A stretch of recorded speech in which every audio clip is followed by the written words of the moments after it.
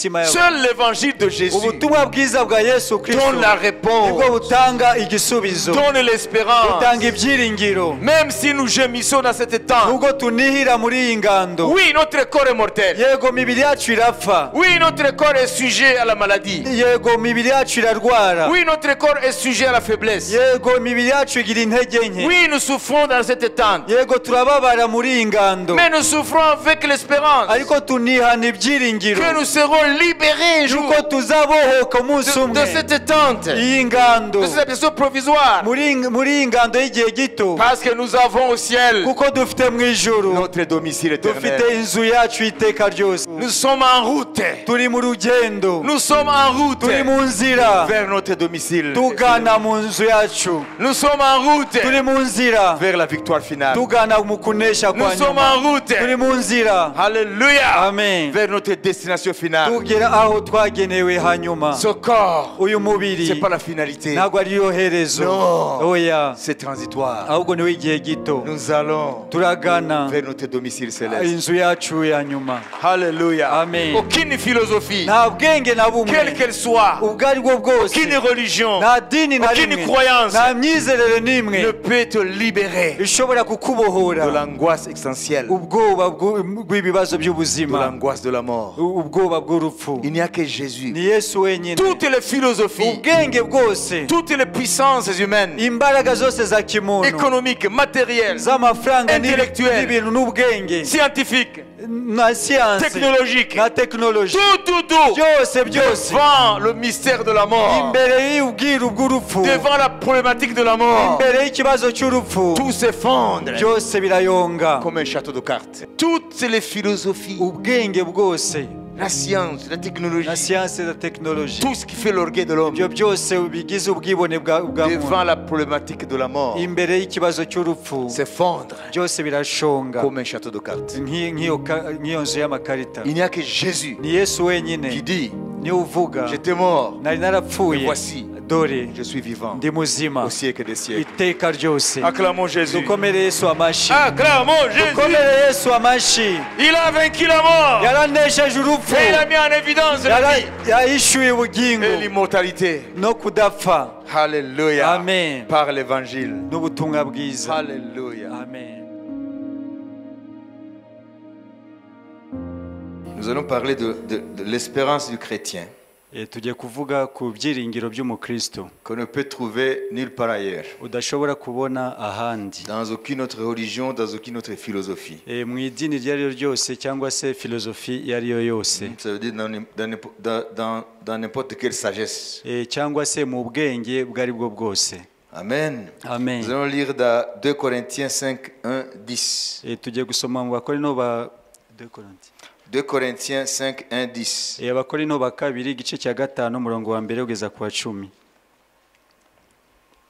Nous savons en effet que si cette tente où nous habitons sur terre est détruite, nous avons dans le ciel un édifice qui est l'ouvrage de Dieu, une demeure éternelle qui n'a pas été faite de main d'homme.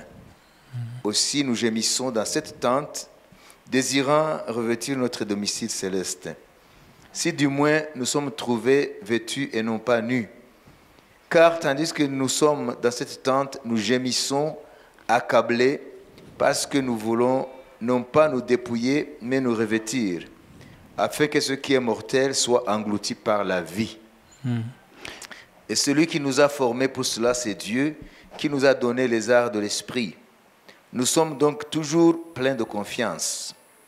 Et nous savons qu'en demeurant dans ce corps, nous demeurons loin du Seigneur. Car nous marchons par la foi et non par la vue. Nous sommes pleins de confiance et nous aimons mieux quitter ce corps et demeurer auprès du Seigneur. C'est pour cela aussi que nous nous efforçons de lui être agréables, soit que nous demeurions dans ce corps, soit que nous le quittions.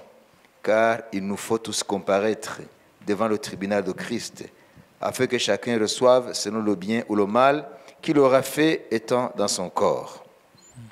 Tuzi yuko niba inzu y'ingando yacu yo mu isi izasenywa, dufite inyubako ituruka ku Mana, inzu itubatswe n'intoki itazashira yo mu ijuru. kuko tunihira muri iyi ngando twifuza kwambikwa inzu yacu izava mu ijuru kugira ngo tuyambare tutazasanga twambaye ubusa.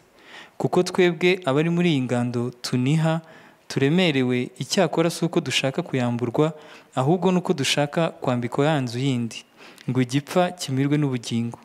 Imana niyo yaturemeye iyo ngiyo, ndetse yayiduhereye umwuka ho ingwate. Nicyo gituma dukomera umutima iteka, kandi tumenye yuko iyo turi iwacu mu mubiri tuba dutuye kure y'umwami wacu, kuko tuba tugenda tuyoborwa no kwizera, tutayoborwa n'ibyo tureba. Nyamara dukomera umutima, kandi icyo turushaho gukunda ni ukwitandukanya n'uwo mubiri kugira ngo twibanire n'umwami wacu. Nicyo gituma tugira umwete wo kumunezeza iyo turi iwacu mu mubiri cyangwa tudahari, kuko twese dukwiriye kuzagaragarizwa imbere y'intebe y'imanza ya Kristo, kugira ngo umuntu wese ahabwe ibikwiriye ibyo yakoze akiri mu mubiri, ari ibyiza cyangwa ibibi. Amen. Amen. Amen. Ici, Paul, Hano Paulo il parle de notre corps comme d'une tente. aravuga umubiri wacu nk'inzu y'ingando. Aussi longtemps que nous sommes encore dans ce corps mortel, Igihe cyose tukiri muri uyu mubiri upfa, Paul compare notre corps à une tente. Paulo agereranya umubiri wacu nk'inzu y'ingando. Pourquoi est-ce qu'il parle de tente? Kubera iki ayita inzu y'ingando? Parce qu'une tente, c'est quelque chose de provisoire. Kuko ingando iba ari inzu y'igihe gitoya. Mais il dit ceci, Aravuga ngo au ciel, mu ijuru nous avons non pas une tente qui nous attend, ntago dutegerejweho n'inzu y'ingando, mais de domicile. ahubwo ni inyubako. Donc il faut voir cette nuance. Kureba iryo tandukaniro. Ici Paul dit, Hano Paulo aravuga, nous savons en effet que si cette tente où nous habitons sur terre, tuzi yuko niba inzu y'ingando yacu yo mu isi, donc notre corps est considéré comme une tente. nuvuga ngo imibiri yacu igereranwa n'inzu y'ingando. Paul utilise cette métaphore Paulo akoresha iki kigereranyo pour montrer que notre corps est physique et temporel, kugira ngo yerekane ko imibiri yacu ari igihe gito, provisoire, ni igihe gito, faible. ni intege nke. C'est pourquoi il appelle tente. Niyo mpamvu ayita ingando. Mais quand il s'agit alors du corps céleste qui nous attend, Rero mu kuvuga ku nzu yo mu ijuru, le corps céleste qui nous attend, umubiri wo mu ijuru dutegereje, il n'utilise pas tente, mais domicile. ntabwo ayita ingando ahubwo ayita inyubako. Et domicile, c'est une habitation permanente. Inyubako ni inzu iba yubakitse ku buryo izagumaho. Vous savez? Il y a des gens qui ont beaucoup de maisons. Hari abantu bafite amazu menshi. La maison principale, on l'appelle le domicile du propriétaire. Muri ayo mazu menshi nyirayo mazu aba afite aho atuye. C'est-à-dire, parmi toutes ces maisons, 1 milliard de maisons, tu n'as qu'un seul domicile. Muri ayo mazu miliyari yose uba ufite aho utuye hamwe. Toutes les autres habitations là, on les appelle résidences. Ayo mazu yose ufite yitwa ko ari ahantu ucumbika rimwe na rimwe. Donc tu ne peux pas avoir 2 domiciles, 15 domiciles. Rero ntabwo watura ahantu. Ntugire gutura. Uti icumbiri uhoraho mbere y'amategeko ni hamwe gusa. Ayandi mazu yose nubwo bamaramo cyumweru kwezi ki bafata ko ari résidence. Ça veut dire c'est temporel. Nuvuga ngo ahandi naho igihe gitoya ariko icumbi ryawe ni rimwe. C'est pourquoi tout le courrier qui émane peut-être de la justice ou d'autres institutions, on les envoie à ton domicile. Niyo mpamvu inzandiko zose ziba iz'ubucamanza n'izindi bazohereza aho utuye, aho ubarizwa. Même si tu as 10 000 maisons. Nubwo waba ufite amazu 10,000 ahantu hatandukanye. Alors Paul ici, hano Paulo il utilise le concept de tente akoresha igitekerezo cy'ingando en parlant de notre corps aussi longtemps qu'il est encore charnel. Mu kuvuga ku mubiri wacu, uyu mubiri ufatika. Aussi longtemps que nous sommes dans ce corps mortel. Igihe cyose tukiri muri uyu mubiri upfa, nous habitons dans une tente. Tumeze nk'abatuye mu ngando. D'abord, il y a la notion que toi, tu n'es pas tante. mbere na mbere harimo igitekerezo y'uko wowe ntago uri ingando, inzu y'ingando. Les gens qui pensent qu'ils ne sont que chair, Abantu bibwira ko bo ari imibiri gusa. les gens qui ne s'intéressent qu'à leur corps physique, Abantu bita gusa ku mibiri yabo iyi ngiyi ifatika.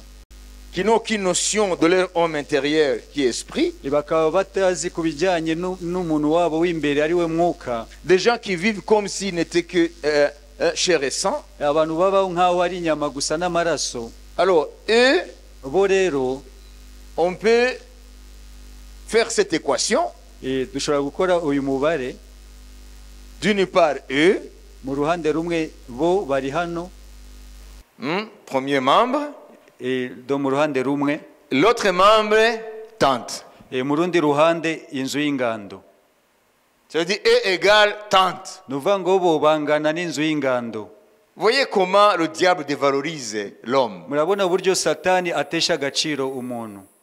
Ça veut dire, dans la pensée biblique, Ni ukuvuga ngo mu gitekerezo cya Bibiliya, si tu n'as pas conscience que tu as un être intérieur qui est éternel, rero iyo utazi ko ufite umuntu w'imbere kandi ari we uhoraho, toi, tu es réduit à être une tante. wowe rero uba ugarukiye kuba inzu y'ingando. Parce que Paul dit, Kuko Pawulo aravuga ngo nous savons en effet que si cette tente où nous habitons, tuzi yuko niba iyi nzu y'ingando yacu yo mu isi où nous habitons, dutuyemo, ça veut dire ni ukuvuga ngo le propriétaire d'une tente, ni ukuvuga ngo nyiri iyo nzu y'ingando c'est pas lui qui est la tente. ntabwo ari we inzu y'ingando.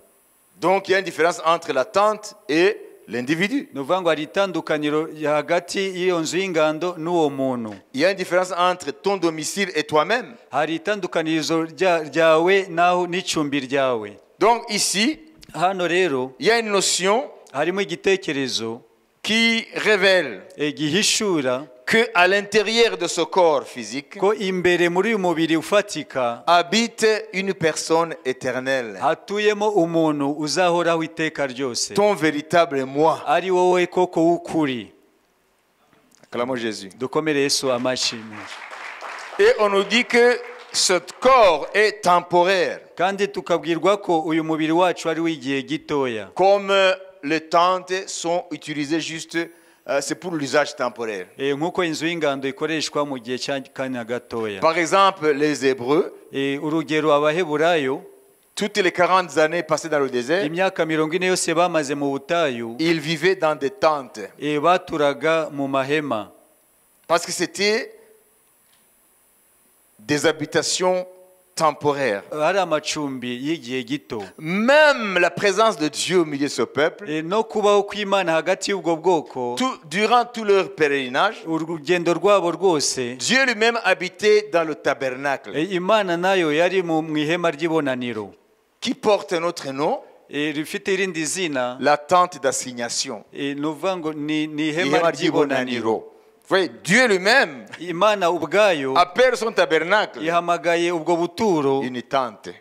ni ihema ry'ibonaniro. Donc il y a la notion de, Ni ukuvuga ngo harimo cya gitekerezo, ça veut dire c'est provisoire. ni ukuvuga ngo ni igihe gito. Alors suivons-le lorsqu'ils ont traversé le Jourdain. Rero tubakurikire barenze Yorodani, Bamaze kwambuka Yorodani. bamaze kwambuka Yorodani. Nous voyons maintenant, Tubona rero par après, ils ont construit alors un édifice durable. rero nyuma baje kubaka rero inyubako izaramba, Ça veut dire le temple de Salomon. ni ukuvuga ngo ni ingoro ya Salomo. Parce que maintenant, ils sont arrivés à Ni destination. ukuvuga ngo rero bari bashitse aho baganaga. Et les Hébreux eux-mêmes, Rero n'Abaheburayo ubwabo lorsqu'ils sont entrés dans la terre promise, binjiye mu gihugu cy'isezerano, alors ils n'ont pas continué à vivre dans les tentes. ntabwo bakomeje kuba mu mahema, Alors ils ont construit des maisons. nabo bubatse rero amazu. Alors nous aussi, Natwe niko bimeze, sur le plan spirituel, mu rwego rwo mu mwuka, nous sommes dans des tentes. turi mu nzu y'ingando. Ça veut dire nous sommes des pèlerins. Ni ukuvuga ngo turi abagenzi. Sur cette terre, nous sommes des pèlerins. Kuri iyi si turi abagenzi. Un jour, notre voyage, notre pèlerinage va prendre fin. Umunsi umwe urugendo rwacu ruzahagarara. Lorsque tu meurs, Iyo umuntu apfuye, toi maintenant, ton pèlerinage s'arrête. urugendo rwawe ruba ruhagaze. Alors, à ce moment-là, Aho rero tu quittes ta tente. uhita usohoka muri ya nzu y'ingando. Et la tente, on va la mettre sous terre, rero ya nzu y'ingando igashyirwa mu butaka, dans la tombe. ni uva mu mva. Vous avez compris? Amen. Tu as peur de mourir? Uratinya gupfa? Ah. Il faut savoir ce que c'est la mort. Attention. Ukwiriye kumenya icyo ari cyo urupfu. Hein? On peut dire la mort, la mort, la mort. Ushobora kuvuga gusa urupfu, urupfu. Un jour, nous avons parlé Hari umunsi twavuze de Salomon, ku bijyanye na Salomo, ce qu'il a dit par rapport à la mort. ibyo yavuze ku bijyanye n'urupfu, Avant que Jésus vienne, bien sûr. mbere y'uko Yesu aza, Parce que Salomon a vécu 900 avant Jésus. kuko Salomo yabaye imyaka 900 mbere ya Yesu. Alors, en regardant la vie Rero mu kwitegereza ubuzima et tout ce qui va avec, n'ibijyanye nabwo, ça veut dire même la problématique de la mort, no ku kibazo cy'urupfu, il a dit de la mort, yavuze ku rupfu, dans ce combat, aravuga ngo muri iyo ntambara il n'y a point de délivrance. nta gutabarwa guhari. Là, c'est quelqu'un qui n'a qu'une philosophie humaine. Aho ngaho ni umufata nk'umuntu wari ufite Ça veut ubwenge dire, bwa Salomon a envisagé la vie Donc, comme quelqu'un qui ne croit pas en Dieu. aho ngaho Salomo yarebye ibijyanye n'ubuzima nk'umuntu utizera Imana. Ça veut dire quelqu'un qui n'a que la raison. Ni umuntu gusa ufite ubwenge busanzwe. Mais à la fin du livre d'Ecclésiaste, Ariko ku iherezo ry'igitabo cy'umubwiriza, c'est là où nous voyons le but qu'il poursuivait niho tubona intego yarakurikiye en écrivant son livre sur mu l'Ecclésiaste. kwandika iki gitabo Il cy'umubwiriza. dit la conclusion, Aravuga ngo indunduro, craignez Dieu, tinya Imana, obéissez à ses commandements, wubahe amategeko yayo, parce qu'il amènera toute œuvre en jugement. kuko azazana umurimo yose mu rubanza. Acclamons Jésus. Amen. Dukomere Yesu amashyi. Alors, suivons Paul. Dukurikire Paulo. Alors, il considère notre vie terrestre Abona ubuzima bwacu bwo ku isi comme un voyage. nk'urugendo. Et parce que nous sommes en pèlerinage Rero kuko turi mu rugendo et que nous ne sommes pas encore arrivés à destination, kandi tukaba tutaragera aho tugana, alors nous habitons dans des tentes. rero dutura mu mahema. Un jour, nous allons quitter nos tentes. Hari umunsi tuzasohoka mu mahema yacu. Et les tentes ici, c'est nos corps. Amahema yacu rero hano avugwa ni imibiri yacu. Nos corps sont mortels. Imibiri yacu irapfa, Même si nous en prenons soin excessivement. nubwo tuyitwararika mu buryo burenze urugero. Et Paul dit maintenant, Paulo aravuga pour nous chrétiens, kuri twebwe abakristo, pour nous qui avons cru en Jésus, kuri twebwe abizeye Yesu, nous avons dufite un domicile là. dufite ubuturo hariya. Nous avons un domicile qui nous attend. Dufite ubuturo, inzu idutegereje. Même si notre tente va être détruite, notre corps, Nubwo ihema ryacu ari umubiri wacu uzakurwaho, nous avons un domicile céleste. dufite ubuturo, inzu yo mu ijuru. Au verset 2, aussi nous gémissons dans cette tente, désirant revêtir notre domicile céleste. kuko tunihira muri iyi ngando twifuza kwambikwa inzu yacu izaba mu ijuru. Amen. Il dit que nous gémissons. Ngo turaniha. Hein? Il reprend même ce mot au verset 4, car tandis que nous sommes dans cette tente, nous gémissons. kuko twebwe abari muri iyi ngando tuniha turemerewe. Accablés. Turemerewe. Mentionné, nous gémissons. Turaniha. Accablés. Turemerewe. Parce que nous voulons non pas nous dépouiller, Icyakora si uko dushaka kuyamburwa, mais nous revêtir, ahubwo nuko dushaka kwambikwa afin que ce qui est mortel ya yindi kugira ngo igipfa kimirwe soit englouti par la vie. n'ubugingo. Amen. Amen. Vous comprenez? Amen. Donc le chrétien, Nuvuga ngo umukristo même s'il partage les souffrances avec le commun des mortels, nubwo asangira imibabaro n'abandi bose abapfa, abantu basanzwe, parce que Paul dit, kuko Paulo aravuga ngo quoique chrétien, nk'abakristo, nubwo turi abakristo, nubwo turi abakristo, quoique chrétien, nubwo turi abakristo, nous gémissons quand même natwe turaniha dans notre tente ici. muri iyi ngando yacu. On gémit comment? Tuniha gute? Parce que ce corps Kuko uyu mubiri est sujet de maladie. urarwara, Ce corps uyu mubiri est sujet de problèmes. uhura n'ibibazo, La faim, inzara, soif, inyota, d'autres problèmes inhérents à notre corps matériel. n'ibindi bijyanye n'ibifatika umubiri wacu ukenera.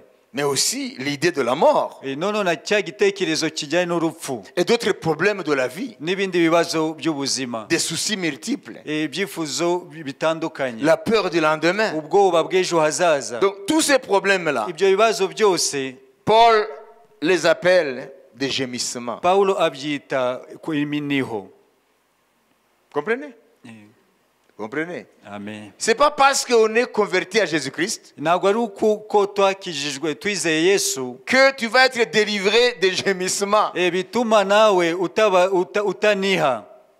Mais un chrétien tombe malade, Umukristo nawe ararwara comme un païen aussi. nk'uko n'umupagani nawe arwara. Un chrétien souffre de la faim, de la soif, Umukristo arasonza agira inyota comme tous les hommes. nk'uko n'abandi bose bagira inyota n'inzara. Un chrétien peut se fracturer une jambe, par exemple. Umukristo ashobora kuvunika akaguru. Ça veut dire, nous partageons avec tous ceux qui ont le corps humain, ça veut dire tous les humains, nous partageons les problèmes de la vie. Ni ukuvuga ngo abafite umubiri bose, abantu bose dusangiye ibibazo by'ubuzima. Mais ce que nous avons plus que ceux qui ne croient pas en Christ, Ariko icyo dufite kiruta abatizera Yesu, nous ne faisons pas que gémir, twebwe ntabwo tuniha gusa, mais nous gémissons avec espérance. ahubwo tuniha dufite ibyiringiro. Oh, clamons Jésus. Dukomere Yesu amashyi. Nous ne gémissons pas seulement, Ntabwo tuniha gusa, mais nous gémissons ahubwo turaniha avec espérance. dufite ibyiringiro. Quelle espérance? Ibihe byiringiro Fondée sur quoi? bishingiye kuki? Fondée du fait que Bishingiye ko nous ne plaçons pas notre confiance dans la tente qui est provisoire, ntabwo dushyira ibyiringiro byacu muri iri hema ry'igihe gito, ce corps. ari wo uyu mubiri wacu. Les païens placent leur confiance dans leur corps, Abapagani biringira imibiri yabo, alors que Paul le traite de tente, kandi Pawulo ayita ko ari ihema d'habitation provisoire, bwo guturamo igihe parce qu'on gitoya, n'est pas encore arrivé à kuko destination. ntabwo turagera aho tugana. Mais nous ne plaçons pas notre confiance dans la chair, Ariko twebwe ntabwo dushyira ibyiringiro mais byacu mu plutôt nous mubiri, plaçons notre confiance ahubwo dushyira ibyiringiro byacu dans le Seigneur mu Mwami, qui a détruit la mort ari wo wahinduye ubusa urupfu, et qui a mis en évidence agahishura la vie ubugingo et l'immortalité no kudapfa par l'évangile. kubw'ubutumwa bwiza. Amen. Alors il nous a promis Rero yaradusezeranije un corps semblable au sien. umubiri usa n'uwe. Jésus aujourd'hui n'a pas un corps mortel. Yesu uyu munsi ntabwo agifite umubiri upfa. Il a dit, détruisez ce temple, je le bâtirai dans 3 jours. Yaravuze ngo musenye iyi ngoro nzayubaka mu minsi 3. Et la Bible dit, il parlait de son corps. Bibiliya avuga ngo aho yavugaga umubiri we. Jésus a appelé son corps le temple. Yesu yise umubiri we ingoro. Avant que Paul nous dise que nous sommes le temple du Saint-Esprit. Mbere yuko Pawulo avuga ko turi ingoro z'umwuka wera. Jésus il a dit, détruisez ce temple. Bivuze ngo musenye iyi ngoro Et je le rebâtirai dans 3 jours. nzayubaka nyuma y'iminsi 3. Donc il parlait de son corps Aho yavugaga umubiri we qui sera mis à mort. uzicwa, Et qu'au 3e ku jour, munsi wa 3 il va ressusciter. akazuka. Alors après sa résurrection, Nyuma yo kuzuka kwe il n'a plus un corps assujetti à la mort. ntabwo agifite umubiri upfa, Il a un corps de gloire. afite umubiri w'ubwiza. Alléluia. Amen.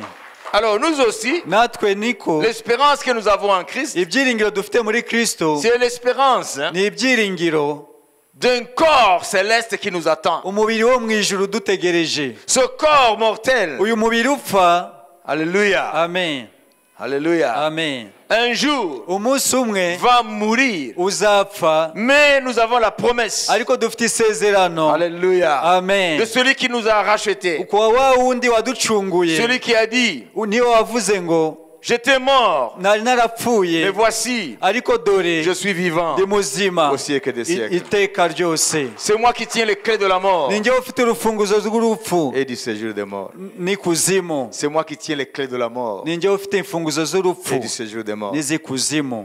Alléluia. Amen. Donc, Jésus, Rero Yesu il est dans un corps glorifié. ari mu mubiri w'ubwiza, Il n'est plus sujet à la mort. ntago agifite umubiri upfa. Même tous les saints de l'Ancien Testament, N'abera bose bo mu isezerano rya kera lorsqu'ils mouraient, igihe bapfaga on ne les revoyait plus. ntago bongeraga kubabona. Ça veut dire que la mort les retenait. Ni ukuvuga ngo urupfu rwarabafataga, rwarabaheranaga. Abraham a été retenu. Aburahamu yaheranwe narwo. Nous voyons aussi Samuel, le prophète, retenu par les liens de la mort. Turabona na Samuel umuhanuzi nawe yafashwe narwo. Les liens se jouent de mort. Nuvuga ngo ingoyi z'urupfu zaramuheranye. À part ceux qui sont partis sans passer par la mort, tels que Élie. Uretse abatanyuze mu rupfu nka Eliya. Comprenez? Amen. Ou Enoch. Cyangwa se Enoki. Mais tous les autres, Abandi bose, même s'ils étaient agréables aux yeux de Dieu, nubwo bashimishaga Imana, mais ils étaient retenus par les liens de ce jour des morts. ariko urupfu rwarabaheranye. Mais Jésus seul, Ariko Yesu wenyine il est mort. yarapfuye. Et la mort, Urupfu le séjour des morts, n'ikuzimu n'ont pas pu le ntabwo retenir. yigeze hamugumana. Il est sorti victorieux. Yarasohotse ayanesheje. Alors maintenant, il vit dans un corps glorifié. Rero uyu munsi ari mu mubiri w'ubwiza. Alors qu'est-ce qu'il nous dit? Rero atubwira ngo Il iki? dit, tel je suis, Aravuga ngo nk'uko ndi tel vous serez. niko namwe muzamera. Ça veut dire cette tente, Nuvuga ngo iyi ngando, même si nous gémissons dans cette tente, nubwo tunihira muri iyi ngando, parce que nous partageons les souffrances de tous les hommes. kuko dufatanyije imibabaro n'abantu bose, Lorsqu'une guerre éclate, iyo habaye intambara elle ne choisit pas ntabwo itoranya celui qui croit et qui ne croit pas. uwizera n'utizera. Les problèmes sont les mêmes. Ibibazo ni bimwe, À part que ceux qui croient en Jésus, uretse abizera Yesu ils croient que Dieu va les protéger. bo bizera ko Imana Ils ne izabarinda, sont pas seuls. ntabwo ari bonyine, Mais nous partageons les souffrances avec le commun des mortels. ariko dusanga imibabaro n'abandi bantu bose. D'où les gémissements. Niyo mpamvu rero habamo kuniha. Mais Ariko nous ne gémissons pas comme ces gens-là qui ne croient pas. ntabwo tuniha nka ba bandi Nous batizera. gémissons avec espérance. Tuniha dufite ibyiringiro, Espérance de délivrance. ibyiringiro byo gutabarwa. Un jour, Umunsi umwe nous allons quitter cette tente, tuzava muri iyi ngando, cette habitation provisoire. iyi nzu y'akanya gato, Nous revêtirons tuzambara notre domicile céleste. tuzambara inzu yacu yo mu Ce ijuru. n'est pas une tente qui nous attend. Ntabwo dutegerejwe n'ihema, Non. oya, Ce qui nous attend, c'est igidutegereje une habitation éternelle. ni inzu y'iteka ryose, Nous allons habiter. tuzatura. Alléluia. Amen. Nos domiciles célestes. Inzu yacu yo mu ijuru, Métaphoriquement, nos domiciles célestes. mu buryo bw'ikigereranyo ni inzu yo guturamo Ça mu veut dire ijuru. des corps glorieux. Ni ukuvuga ngo ni imibiri y'ubwiza, Des corps qui ne sont plus assujettis à la ni mort. ukuvuga ni imibiri idapfa, Des corps de gloire. imibiri y'ubwiza. Voyons comment Paul décrit le corps qui nous attendait. Rero reka turebe ukuntu Pawulo avuga iyo mibiri dutegereje. Amen.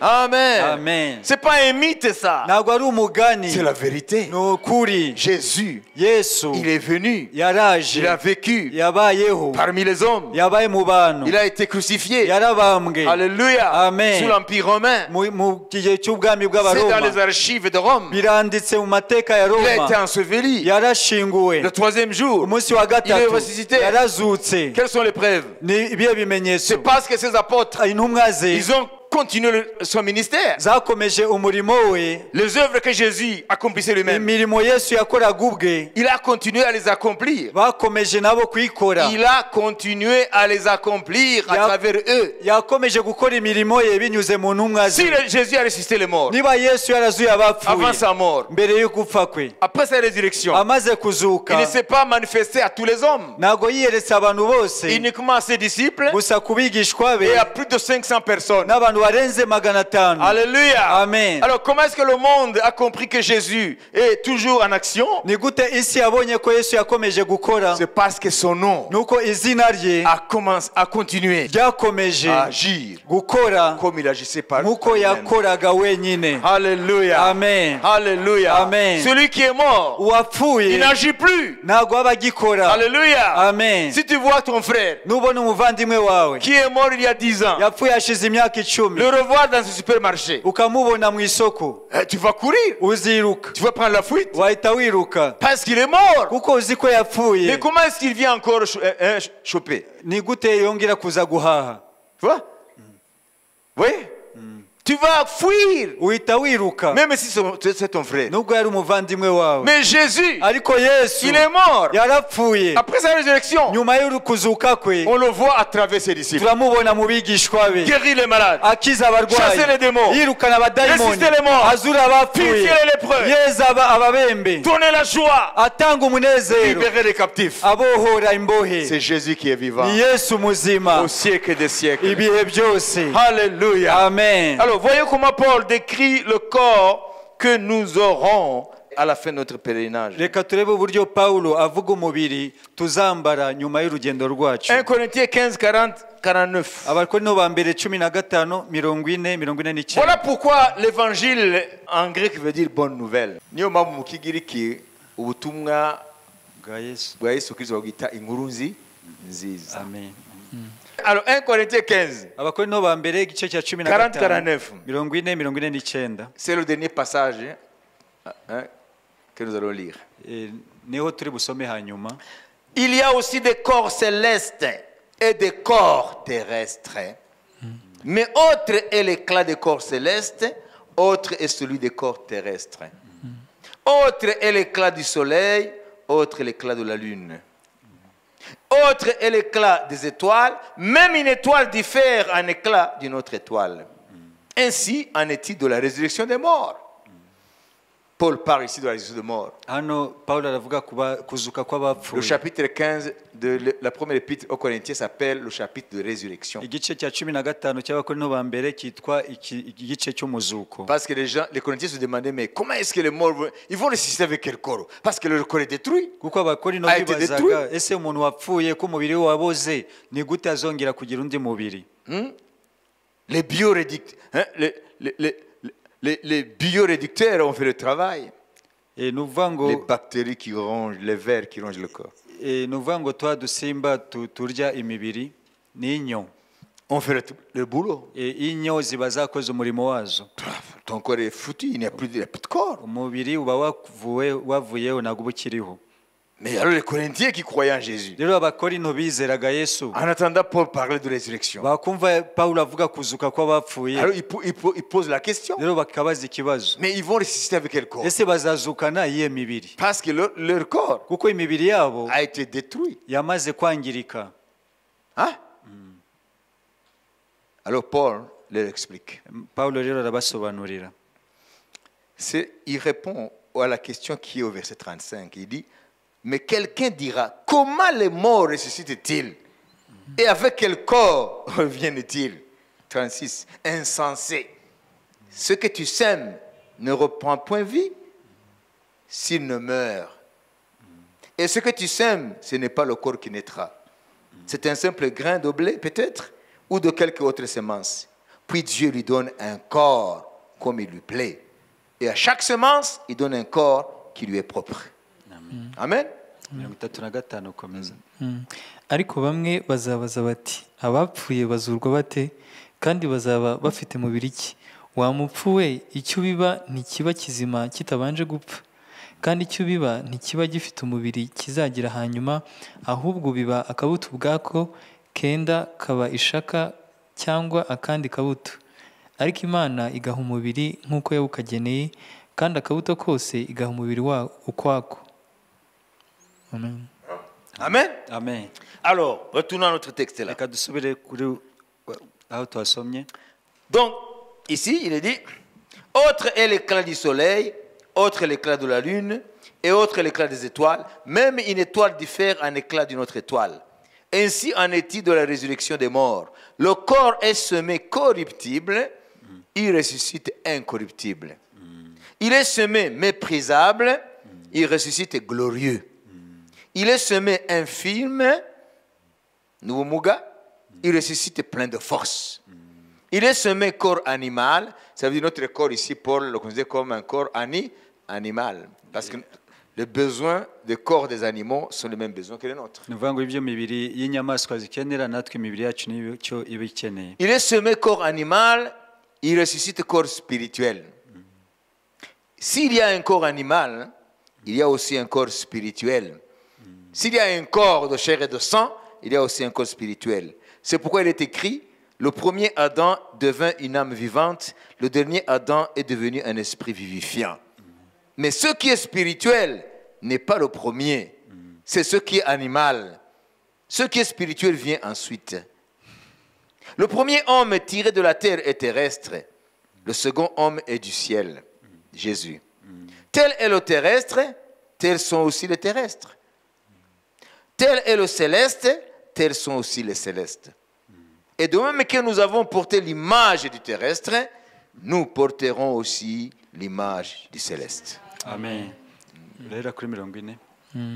kandi hariho imibiri yo mu ijuru n'imibiri yo mu isi, ariko ubwiza bw'iyo mu ijuru buri ukwabwo, n'ubw'iyo mu isi nabwo buri ukwabwo. Ubwiza bw'izuba buri ukwabwo, n'ubwiza bw'ukwezi buri ukwabwo, n'ubwiza bw'inyenyeri buri ukwabwo, kuko inyenyeri imwe itanganya ubwiza n'indi nyenyeri. No kuzuka ko bapfuye niko kuri, umubiri ubibwa ari uwo kubora, ukazazurwa ari uwo kutazabora.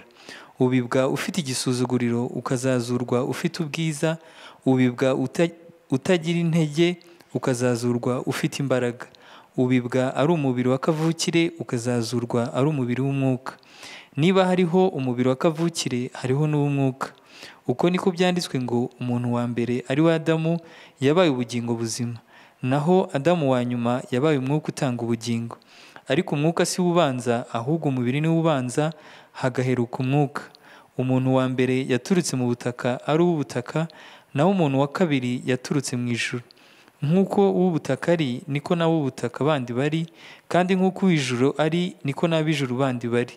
Kandi nk'uko twambaye ishusho y'ubutaka, niko tuzambara n'ishusho y'uw'ijuru. Amen. Amen. Acclamons Jésus. Komere Yesu amashi. C'est ça l'espérance du chrétien. Ibi nibyo byiringiro by'umukristo. Alléluia. Amen. Nous ne savons pas la grâce que Dieu nous a faite. Twebwe ntago tuzi ubuntu Imana yatugiriye. Il y a des gens Hari abantu qui n'ont pas eu la grâce batagiriye ubuntu de comprendre bwo gusobanukirwa que Dieu ko Imana a résolu yatanze igisubizo le problème ku kibazo de la perspective de la mort. ku bijyanye n'aho urupfu ruganisha. Ça veut dire sans Christ. Ni ukuvuga ngo hanze ya Kristo, Amen. Amen. Lorsque on considère l'existence humaine, iyo urebye kubaho k'umuntu il n'y a pas d'espoir. nta byiringiro.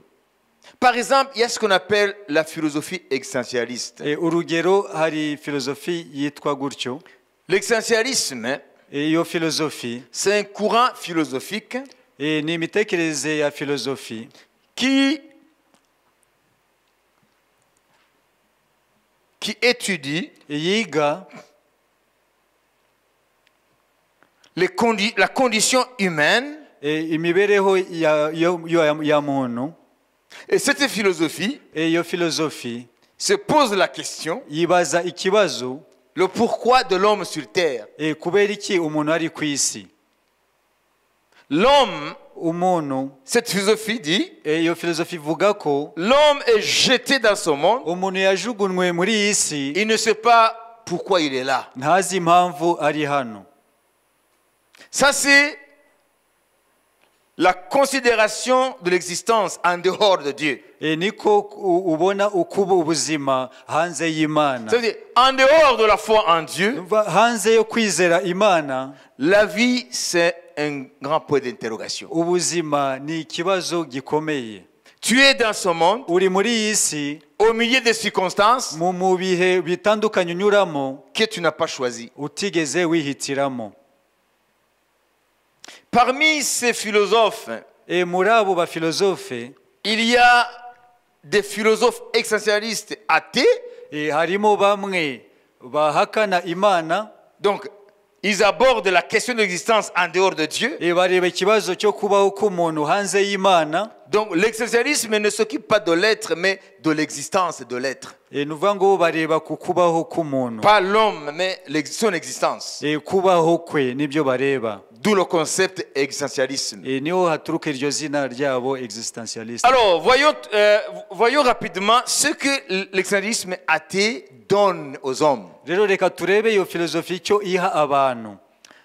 Alors, les philosophes existentialistes, Rero abo bafilozofe Il pose la problématique de l'existence. rero bashyiraho icyo kibazo kijyanye no kubaho. L'homme se trouve dans ce monde. Umuntu yisanze hano ku isi. Heidegger, le philosophe allemand, Heidegger umufilozofe w'umudage, lui, il utilise le concept de jeter. L'homme se trouve jeté dans le monde. we akoresha ijambo ngo kujugunya, ngo umuntu yajugunywe mu isi. Dans ce monde, Muri iyi si il ne sait pas pourquoi il est là. ntazi impamvu ari aho. Quel est le but? Iyi ntego ni iyihe? Il ne l'a pas voulu. Ntabwo ari we wabihisemo, Il ne sait pas où il va. ntabwo azi aho agana, Il ne sait même pas d'où il vient. nta n'ubwo azi n'aho Il ne yaturutse, sait même pas qui l'a mis là. ntazi n'uwamushizeho. Et les circonstances de sa vie, Rero ibyo anyuramo mu buzima et il les a trouvées là. abisangaho. Il n'a pas choisi la date de son naissance. Ntabwo sa ari we naissance. wahisemo itariki y'amavuko Il ye, n'a pas choisi où il devait naître. ntabwo ari we wahisemo aho Il yavukiye, n'a pas choisi la famille. ntabwo yahisemo umuryango. Il se retrouve dans ce monde, Yisanga muri iyi si, alors il n'a jamais été consulté. kandi nta n'umuntu wamubajije kuri ibyo. Voyez? Vous comprenez? Amen. Alors il commence maintenant à se demander ce que l'existence vaut. Rero bagatangira kwibaza icyo agaciro ko kubaho. Alors ça crée l'angoisse, Rero bizana agahinda, la peur bizana ubwoba, de la mort. gutinya urupfu, Parce qu'ils n'ont pas la réponse kuko nta gisubizo bafite ni de la vie, ku bijyanye n'ubuzima ni de la mort. no ku bijyanye n'urupfu. Donc c'est un désespoir. Ni ukuvuga ngo nta byiringiro, ni ukwiheba. L'existentialisme athée ne donne que de désespoir. Abo ngabo rero bahakana Imana bo icyo batanga ni ukwiheba. Mais à côté de l'existentialisme athée, Ku ruhande rw'abo ngabo batizera, il y a l'existentialisme chrétien. rero hari abiga kubaho k'umuntu Paul est en train d'aborder cette parole de Dieu sous un angle existentialiste chrétien. Paulo arareba ijambo ry'Imana mu bijyanye no kureba ubuzima washingiye mu Mana. Il donne l'espérance. Waratanga ibyiringiro. Parmi les athées là, Muri abo bahakana Imana, parmi les philosophes existentialistes athées, muri abo bafilozofe bahakana Imana, nous pouvons parler par exemple dushobora kuvuga urugero de Nietzsche, witwa Nietzsche, philosophe allemand, w'umudage 19e siècle, mu kinyejana cya 19, Sartre, philosophe français, na Sartre w'umufaransa 20e siècle, mu kinyejana cya 20, Simone de Beauvoir, philosophe française, Simone de Beauvoir 20e siècle. mu kinyejana cya 20. Donc il y en a plein. Ni benshi. Ces gens-là, Abo bantu ils ont eu des disciples. bagize abigishwa, Ils les ont même aujourd'hui. n'ubu ngubu baracyabafite. Ce qu'on appelle la postérité. Ni ukuvuga ngo ni urubyaro rwabo, Mais leur philosophie ariko iyo filozofi yabo bute à un mur. ikubita ku gikuta, Ils ne donnent pas l'espérance. ntabwo itanga ibyiringiro. Vous comprenez? Amen. Vous comprenez? Amen. C'est-à-dire l'homme est malheureux. Ni ukuvuga ngo umuntu aragowe, Il doit se débrouiller. agomba kwirwanaho, Ou bien il se suicide.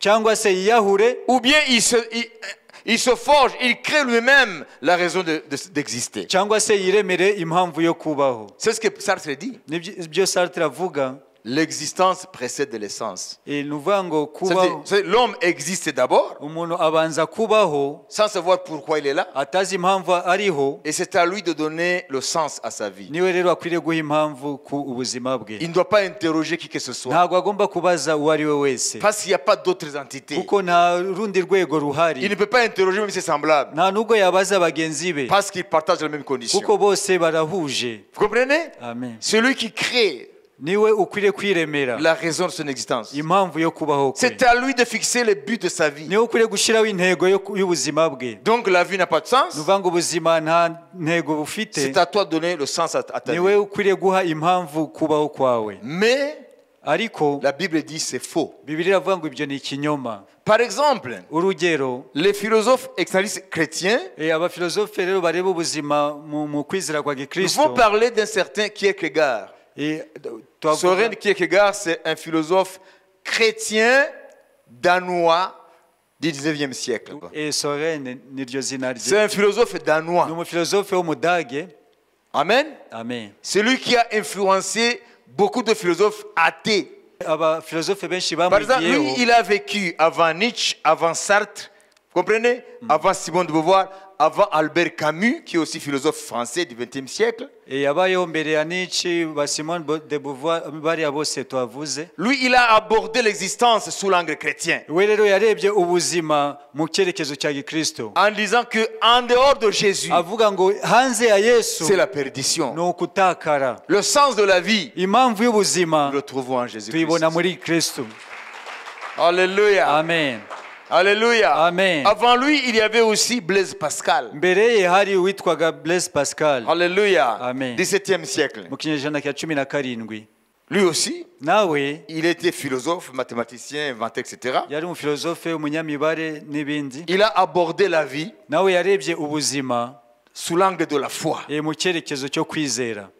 Amen. Amen. Ça veut dire en dehors de Jésus, Nuvuga ngo hanze ya Yesu, en dehors du Dieu d'Abraham, d'Isaac, de Jacob, hanze y'Imana ya Aburahamu na Isaka na Yakobo, l'homme ne peut jamais trouver de sens à sa vie. umuntu ntabwo ashobora kumenya ibisobanuro byo kubaho. Voilà pourquoi nous disons, niyo mpamvu tuvuga ngo gémir dans cette tente, kunihira muri iyi ngando sans espérance en Christ, nta byiringiro muri Kristo c'est le plus grand malheur de l'homme. nibyo byago bikomeye by'umwana w'umuntu. Parce que tu souffres aujourd'hui kuko urababara muri iki gihe et tu acceptes la souffrance rero ukakira iyo mibabaro sans aucun espoir nta bindi byiringiro qu'un jour ko hari umunsi tu en seras libéré. uzabohoka.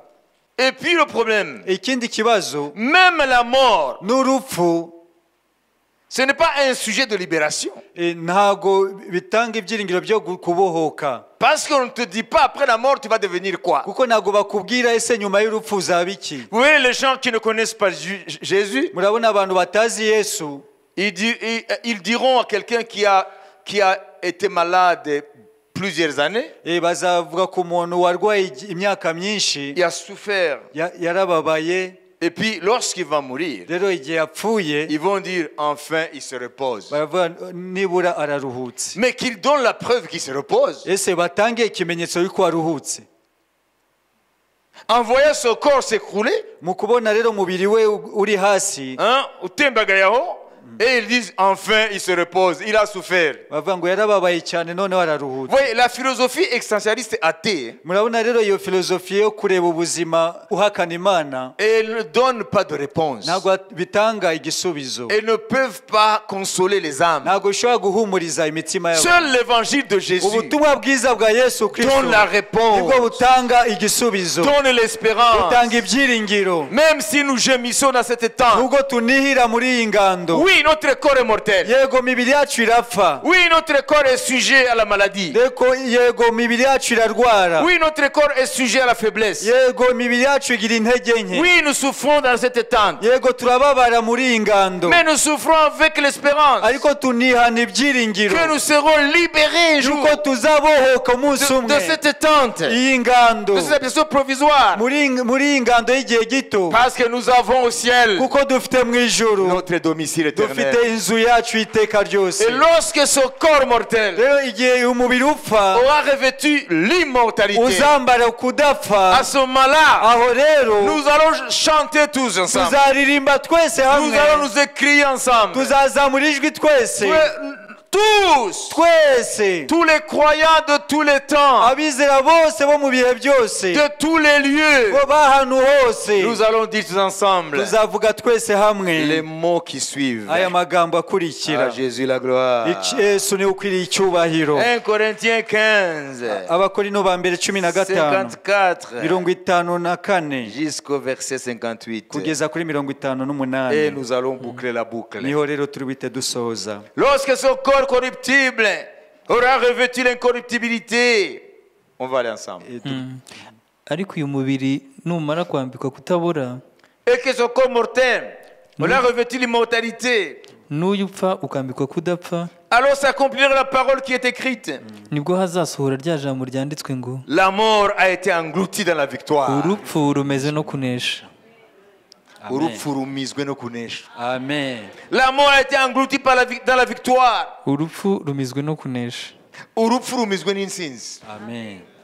Et nous allons dire, maze tuzavuga, ô mort, où est ta victoire? warupfuwe kunesha kwawe kuri he? Il faut lire. Ô mort, où est ta victoire? warupfuwe kunesha kwawe kuri he? Ô mort, où est ta victoire? warupfuwe kunesha kwawe Ô kurihe mort, où est ton aiguillon? warupfuwe urubori rwawe rurihe L'aiguillon de la mort, c'est le péché. ibyaha nibyo rubori rw'urupfu Et la puissance du péché, c'est la loi. kandi imbaraga z'ibyaha ni amategeko Mais gloire soit rendue à Dieu ariko imana ishimwe qui nous donne la victoire iduha kunesha par notre Seigneur Jésus-Christ. kubw'umwami wacu yesu kristo amen Alléluia. Amen. Voilà pourquoi nous le servons. niyo mpamvu tumukorera Même si nous gémissons, nubwo tuniha nous le servons. turamukorera. C'est la conclusion de ce chapitre. rero niyo ndunduro y'iki gice. Ainsi, mes frères bien-aimés, nuko bene data bakundwa soyez fermes. mukomere Toi, mon frère, ma soeur qui est ici ce wowe soir, muvandimwe mushiki wanjye uri hano muri malgré les mugoroba, gémissements dans ta tente. hamwe no kunira muri ingando yawe. Alléluia. Amen. Alléluia. Amen. Sois ferme. Komera, Inébranlable. ntunyeganyege, Travaillant de mieux en mieux à l'œuvre du Seigneur. murushaho iteka gukora imirimo y'umwami Sachant que votre travail ne sera pas vain dans le Seigneur. kuko muzi yuko umuhati wanyu atari ubusa ku mwami amen amen, Alléluia. amen. Pourquoi est-ce que nous le servons kubera iki tumukorera, dans les bons comme dans les mauvais moments, byaba mu bihe byiza cyangwa ibibi, dans la gloire comme dans l'ignominie? byaba mu bwiza cyangwa mu gisuzuguriro, Alléluia. Amen. Dans la bonne comme dans la mauvaise réputation, byaba mu gushimwa cyangwa mu gisuzuguriro, dans la disette comme dans l'abondance. byaba mu nzara cyangwa mu bisaga. Alléluia. Amen. Pourquoi est-ce que nous le servons kubera iki tumukorera dans des combats, mu ntambara, dans des épreuves? mu bigeragezo? Hein? Pourquoi est-ce que nous le servons? kubera iki tumukorera? Pourquoi est-ce que nous acceptons de jeûner? kubera iki twemera kwiriza? Pourquoi est-ce que nous acceptons de nous priver de beaucoup de choses pour l'avancement du royaume? kubera iki twiyemeza kwiyambura ibintu byinshi ku bw'ubwami, kwigomwa ibintu byinshi kubera ubwami bw'Imana? C'est parce que nous avons la promesse ni ukubera ko dufite isezerano que la mort n'est pas la fin, ko urupfu atari iherezo, que la mort n'est pas la fin, ko urupfu ntabwo ari iherezo, qu'un jour ko umunsi umwe nous allons revêtir notre domicile céleste. tuzambikwa umubiri wacu wo mu ijuru. Ce corps mortel uyu mubiri upfa sera englouti par la uzamirwa victoire. no kunesha. Alléluia. Amen. Ce qui est mortel igipfa fera place à ce qui est immortel. kizasimburwa n'ikidapfa, Ce qui est corruptible ikibora fera place à ce qui est incorruptible. kizasimburwa Et n'ikitabora. à ce moment-là, aho rero à la dernière trompette, ku mpanda ya nyuma, Alléluia, Amen, par la voix de l'archange, ku ijwi rya marayika ukomeye, Alléluia, Amen, le Seigneur va appeler les siens umwami azahamagara abe, et les morts en Christ abapfuye muri de kristo tous les temps, bo mu bihe byose, en un clin d'œil, mu kanya ko guhumbya ressusciteront. Et bazazuka, nous les vivants natwe abazima qui espèrent en Christ, biringira umwami nous allons être transformés. tuzahindurwa. Ce corps mortel, uyu mubiri upfa instantanément, ako en kanya, un clin d'œil, mu kanya ko revêtira guhumbya un corps immortel. uzambara umubiri udapfa. Alléluia. Amen. Alors à ce moment-là, aho rero commencera niho hazatangira une vie ubuzima éternelle bw'iteka ryose sans gémissement. budafite kuniha, Sans gémissement. nta kuniha, Plus de maladie, nta burwayi, plus de disette, nta nzara, plus de chômage, nta bushomeri, plus de peur du lendemain. nta bwoba bw'ejo hazaza. Parce que nous serons maintenant dans notre destination finale. aho rero tuzaba twageze ku iherezo ryacu. C'est ça l'espérance du chrétien. ibyo niyo byiringiro by'umukristo. Nous sommes turi des existentialistes chrétiens. twebwe tureba ubuzima nk'abakristo, Nous apportons les problèmes de la vie tureba ibibazo by'ubuzima que nous partageons avec tous les hommes. dusangiye n'abandi bantu bose, Nous les abordons, tubireba, nous les regardons, turabyitegereza, non pas avec un œil ntabwo tubirebesha de amaso simple mortel. nk'abantu bapfa Nous gusa, regardons les problèmes de la vie, tureba ibibazo les by'ubuzima, problèmes quotidiens, ibibazo bya buri La munsi, maladie, indwara, les souffrances, ibibazo, la faim, inzara, la nudité, kwambara ubusa, le manque. ibiryo tubura, Nous le regardons tubirebesha avec des yeux d'espérance. amaso y'ibyiringiro, Nous le regardons en Christ. tubireba muri kristo Jésus, Yesu, le chef Yesu et le umutware, consommateur de Niwe- notre foi. niwe tangiro, Niwe banze. Amen. niwe banze n'iherezo ryo kwizera kwacu. Oui, il est le chef Niwe et banze le consommateur de la foi. n'iherezo ryo kwizera kwacu. Alors ce soir, je termine en vous disant, Rero uyu mugoroba ndasoza mbabwira quels que soient nos gémissements, ukuniha kwacu uko ariko kose, quelles que soient les raisons de nos gémissements, impamvu iyo ariyo yose yo kuniha kwacu, nous sommes en route. turi mu rugendo, Nous sommes en route turi mu nzira vers notre domicile. tugana mu nzu yacu, Nous sommes en route turi mu nzira vers la victoire finale. tugana mu kunesha kwa Nous sommes nyuma, en route, turi mu nzira, alléluia, amen, vers notre destination finale. tugera aho twagenewe hanyuma. Ce corps, Uyu mubiri c'est pas la finalité, ntabwo ariyo herezo, Non. oya, c'est transitoire. ahubwo niwe igihe gito, Nous allons turagana vers notre domicile céleste. inzu yacu ya nyuma. Alléluia. Amen. Aucune philosophie, Nta bwenge na quelle bumwe qu'elle soit, ubwo ari bwo bwose, aucune religion nta dini na aucune rimwe, croyance nta myizerere ne n'imwe peut te libérer ishobora de kukubohora l'angoisse existentielle, ubwoba bw'ibibazo de by'ubuzima, l'angoisse de la mort. ubwoba bw'urupfu. Il n'y a que Jésus. Ni Yesu wenyine. Toutes les philosophies, Ubwenge bwose, toutes les puissances humaines, imbaraga zose za kimuntu, économiques, matérielles, z'amafaranga intellectuelle, n'ibintu n'ubwenge scientifiques, na siyansi technologiques, na tekinoloji, tout, byose byose devant le mystère de la mort, imbere y'ubwiru bw'urupfu, devant la problématique de la mort, imbere y'ikibazo cy'urupfu, tout s'effondre byose birayonga. comme un château de cartes. Vous connaissez puzzle, hein? En français on dit puzzle. Alors, Byose biragwa. toutes les philosophies, Ubwenge bwose la science, la technologie, na siyansi na tekinoloji, tout ce qui fait l'orgueil de l'homme, ibyo byose bigize ubwibone bwa devant muntu, la problématique de la mort, imbere y'ikibazo cy'urupfu, s'effondre byose birashonga comme un château de cartes. nk'iyo nzu y'amakarita. Il n'y a que Jésus Ni Yesu wenyine qui dit, niwe uvuga, j'étais mort, nari narapfuye, mais voici, dore je suis vivant ndi muzima au siècle des siècles. iteka ryose. Acclamons Jésus. Dukomere Yesu amashi, Acclamons Jésus. dukomere Yesu amashi. Il a vaincu la mort Yaranesheje urupfu, et il a mis en évidence la vie yahishuye ubugingo et l'immortalité. no kudapfa. Alléluia. Amen. Par l'évangile. N'ubutumwa bwiza. Alléluia. Amen. Amen. Amen.